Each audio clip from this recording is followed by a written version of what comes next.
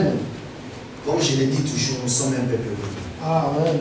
Ce qui fait notre force, c'est ce que nous avons. Amen. Amen. C'est ce que les autres n'ont pas. L'Écriture déclare que là où 2 ou 3 sont rassemblés en son nom, il est là. Amen. Amen.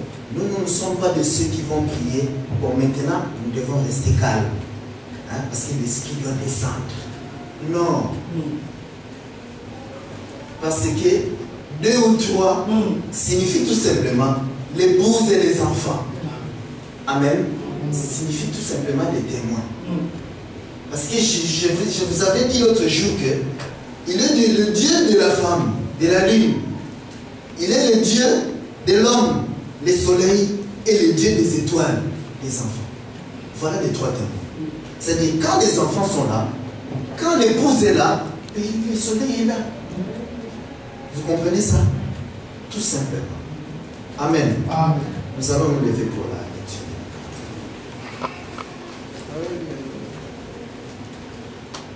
Toujours Apocalypse 4.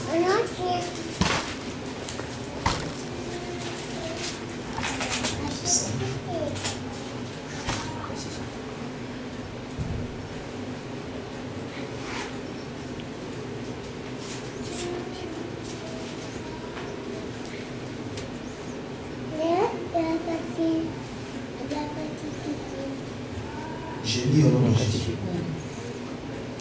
Puis je vis dans la main droite de celui qui était assis sur le trône un livre écrit en dedans et en dehors, scellé de 7 sceaux.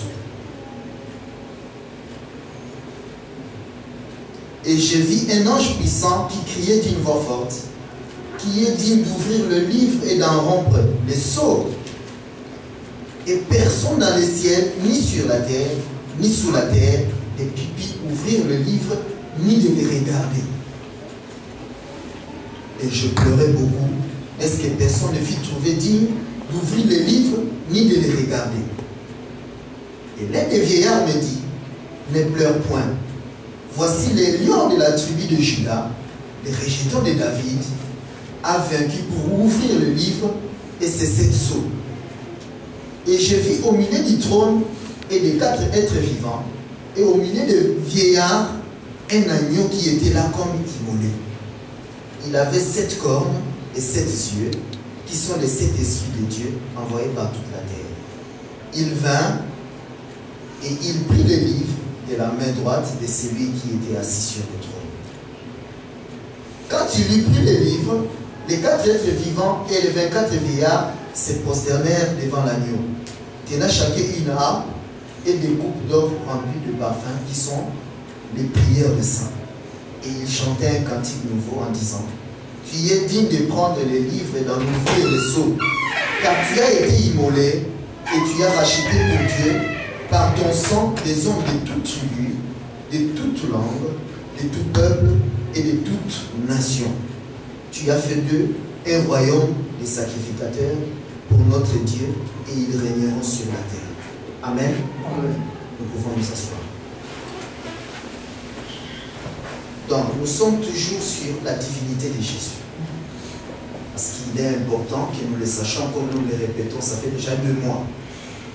C'est-à-dire, nous devons savoir tout ce qui se rapporte à Jésus, parce que cela est lié à notre salut. Par exemple, qui a tué Jésus? Nous en avons parlé. Qui est Jésus? Selon la vision du prophète, qu'il avait vu agneau, et Israël l'avait vu un homme, parler de toutes ces choses. Amen. Pour que notre foi soit fondée. Parce que tout cela est les fondements. La dernière fois, nous avons vu, nous avons parlé de qui a tué Jésus. Amen. Parce que cela est tellement important que nous avions vu que dans l'ombre, Dieu ne permettait jamais à ce qu'il y ait quelqu'un d'autre qui est souverain sacrificateur qui le fasse. Or, l'ombre, c'est la réalité qui le reflète. Si alors nous regardons l'ombre, nous regardons les lions, c'est-à-dire les Écritures, nous voyons que ce sont des soldats romains qui ont fait ça. Alors, si nous considérons aussi que c'est des soldats romains, ils sont morts parce que les lions tuent. Amen. Rappelez-vous, j'avais dit que ce qui tue, c'est la vision que nous avons. Quand Jésus est venu, Israël l'attendait.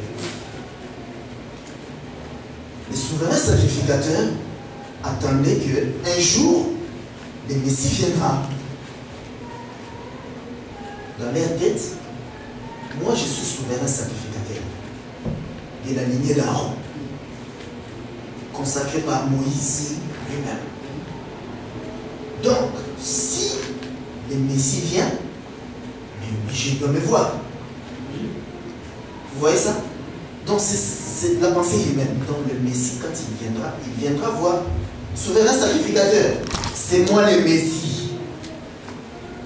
Vous voyez ça? La pensée humaine. Mais maintenant, quand un fils de Joseph est venu, il se dit, lui Dieu, il blasphème. Pourquoi? Parce qu'il n'a pas vu le souverain sacrificateur. Il n'a pas suivi la pensée de l'homme. C'est pourquoi Dieu dit que les pensées de l'homme sont éloignées de ses pensées. Vous voyez? C'est-à-dire que les pensées de l'homme tuent. C'est ça le lion. C'est ça la lettre. Quand vous lisez, il y a une image qui vient dans la tête. C'est cette image-là qui va vous tuer. C'est pourquoi maintenant Dieu doit venir après vous donner le sang. C'est-à-dire ôter cette image-là de l'homme et vous donner maintenant l'image de Dieu. Amen. C'est très important. C'est-à-dire, si nous partons sur cette base-là, ça nous évitera déjà beaucoup de problèmes.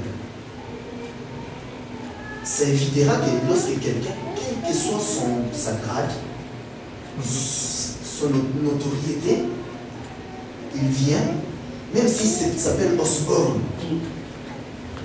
quand il prie, il y a des boitées qui se lèvent, il y a des miracles qui se font. Mais quand il vient, il te présente une écriture. Tu lis, tu attends la réponse. S'il ne te donne pas la réponse, donc il ne t'a pas présenté Dieu. Vous voyez ça? Parce que Dieu, c'est celui qui vient, que l'œil ne voit pas.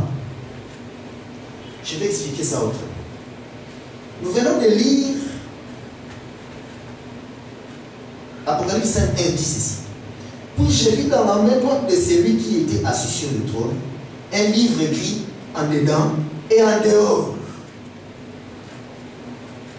Amen. C'est-à-dire c'est un livre écrit de deux manières, en dedans et en dehors. C'est ce livre-là dont l'agneau est allé prendre et ouvrir. Nous avons dit que c'est tout simplement la Bible. Vous voyez? Écrit en dehors, c'est-à-dire c'est l'accès à tout le monde. Vous comprenez? Même ceux qui ne sont même pas des chrétiens. Parce que ça, c'est pas fait par des chrétiens. Ceux qui ont imprimé ça. Non, c'est des commerçants. Ils ont fait ça et puis ils se vendent. Vous comprenez? Parce que si c'était vraiment les fils des prophètes, ceci ne sera pas vendu.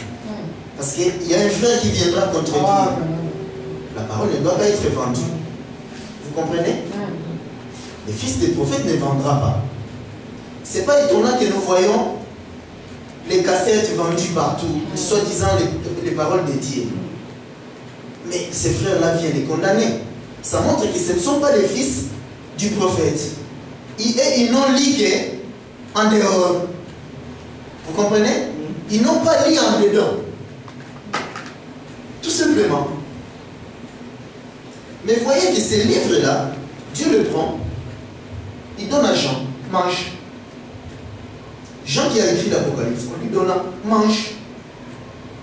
Il a mangé, il a mangé. Là, tu vois que c'est doux comme du miel. Parce que c'est le miel. Amen. Va prophétiser. De la même manière qu'il avait fait aussi avec Ézéchiel. On lui donnait le livre. Le même livre écrit en dedans et en dehors. Mange. il mange. On va prophétiser. C'est-à-dire, tu as déjà les paroles, mais va les dire. Amen. Amen. C'est là que nous voyons l'agneau qui sort du milieu du trône où est assis l'homme, Jacob, qui sort du milieu des 4 êtres vivants, les 4 femmes épouses de Jacob, et qui sort du milieu de 24 vieillards qui sont les 12 fils de Jacob, projetés dans l'ombre qui font 24. Amen. Et l'agneau sort du milieu de tous les 3. C'est-à-dire l'agneau vient expliquer les 3. Vous voyez ça? L'agneau vient maintenant expliquer les trônes. Parce que nous avons dit que c'est l'image du trône. Et que l'homme assis sur le trône, comme je disais tout à l'heure, si vous imaginez un homme assis, parce que souvent, quelle image qui va venir? L'image des rois. Hein? Parce que ce sont les rois qui ont des chaises comme les fauteuils de Bokassa. Hein? Bien décorés en or. Bien assis là. Ils ne savent même pas pourquoi ils font ça. Parce que c'est l'image du trône de Dieu. Avec le grand fauteuil là en or. Mais, donc si vous voyez ça, directement quand on parle d'un homme assis sur le trône, directement vous voyez un homme avec... c'est cette image-là qui va vous tuer. Vous comprenez? La lettre. Mais Dieu vient après maintenant, dans la deuxième lecture, c'est la lecture du dedans. C'est la lecture qui n'est pas écrite. Amen. Amen. Ça c'est écrit en dehors. Mais en dedans, ce n'est pas écrit. C'est écrit en nous. Les gens qui sont écrits dans les livres de vie. Donc les dedans est écrit en eux. Parce qu'ils sont une lettre. Vous comprenez ça? C'est pourquoi nous disons que nous ne venons pas vous enseigner. Nous venons vous rappeler ce qui est écrit en vous. Parce que c'est vous les livres. C'est vous l'évangile éternel. C'est ça ce que je voulais que vous saisissiez. Les livres écrits en dehors et en dedans, c'est l'évangile éternel. Le livre de vie, c'est l'évangile éternel. Amen. Tout simplement, c'est ça maintenant l'explication de Dieu. C'est-à-dire, il vient expliquer les livres de la rédemption, les livres de vie, que l'agneau ouvre. L'agneau. L'agneau qui doit expliquer les trônes. Parce que Dieu explique les trônes au travers de l'homme. Parce que nous avions dit au commencement que quand il a commencé à créer, quand il s'est mouvé sur les yeux, il a commencé à créer. Il a créé un homme. Et que cet homme-là, c'était l'escalier. L'échelle. Nous avions expliqué l'échelle récemment pour ceux qui étaient là. C'est-à-dire, quand il vient chez les Juifs, il va leur expliquer l'échelle. Parce qu'ils avaient aussi lu en dehors que quand leur père avait pris, Jacob avait pris la pierre, il avait posé la tête, les yeux se sont ouverts, il a vu les chaînes. Hein? Avec des anges qui montaient et qui descendaient. Jésus vient expliquer ça. Votre père, Jacob, avait vu l'échelle, avec des anges qui montaient et qui descendaient. Alors il vient auprès de Nathanaël et lui dit, Nathanaël, désormais toi tu vas voir les anges.